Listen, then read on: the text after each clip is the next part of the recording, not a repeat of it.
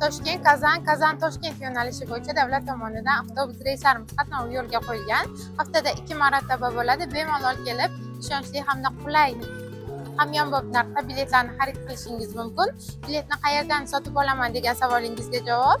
Manzilimiz Sobir Rahimov avtovokzaliga kelganingizda, kiraverishda 2-qavatdan ko'tarilganingizda ofisimiz joylashgan. Ofis hamda kassalarimizdan biletlarni xarid qilishingiz mumkin yoki qarshingizda turgan ishonchli telefon raqamlariga bog'lanib, masofadan turib joyingizni biroq qo'ying. Bizni kuzatishda davom eting. Tanlovda